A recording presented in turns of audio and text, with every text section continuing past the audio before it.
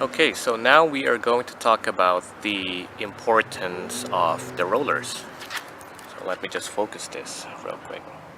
So the rollers, you have front rollers here, and you have your two on each side, two rear rollers right there. That's the other side. Now, my setup is like this, as you can see.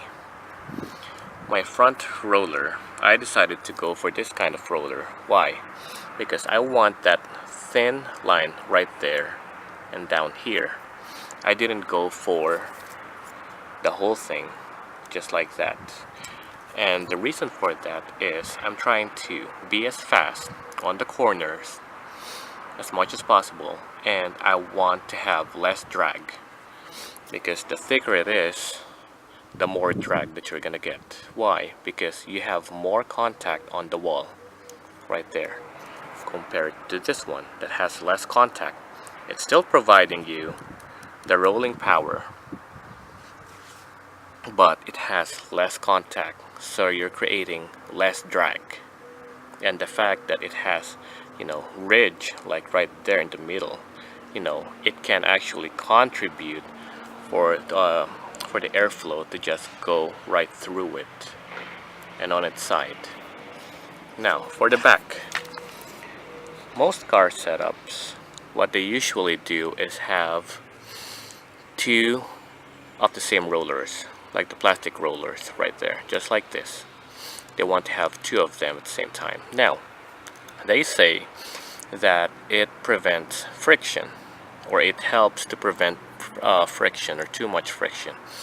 Now that can be right, okay, but my setup here is more about, yes, the less friction and speed. Now with this, yes, it is plastic, or some will be rubber. It will bounce off the friction every time you hit the barrier like that. It will prevent it from having too much friction because the rubber or the plastic will absorb it.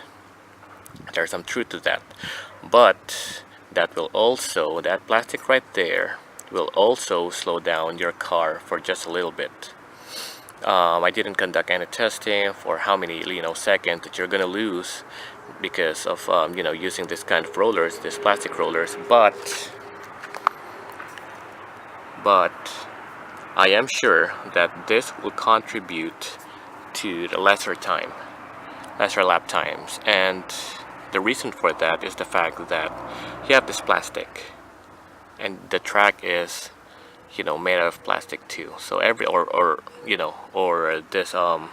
this ring right here is made of rubber. Now as you know, if you rub the rubber to anything else, just like your tires, it basically slows down your car because it's rubbing it. It slows down your car. Now the beauty of this kind of rollers is the fact that yes, it creates drag because it's thicker right here, but the fact that it doesn't have any rollers, it's just gonna roll over like that, and it's just gonna keep rolling through the wall. And that's the beauty of it. It actually contributes to the speed. With rubber, it's giving you more resistance.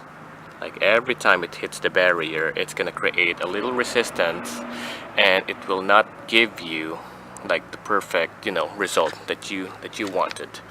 So I decided to do one roller on both sides. See that I only have two plastic rollers with plastic rings, so it can slow down the car for just a little bit, or just enough for me to pull out again out of the corner and get the faster lap times. I tried using four rollers with plastic rings around it, and I was a little disappointed with the result because it wasn't as fast as I wanted to be. And so when I tried this setting, it is actually better. Now when I tried having rollers that doesn't have any plastic rings on it, it was faster, but it was also unstable, and I don't want that. I want stability. I don't want my car to keep flipping over every once in a while, like after say after 8 laps or 12 laps, you know, it's gonna start flipping over because it's just too much, it's too fast. You know, I want stability, and that is the reason why I put one on each side instead, to make the most out of it. And if I'm gonna guess, I'm probably just gonna lose like maybe 0.05, maybe 0.07 of a second, which is not much. So I'll take that if I'm gonna get more stability out of the car. Alright, so that is it for the rollers. Thanks for watching.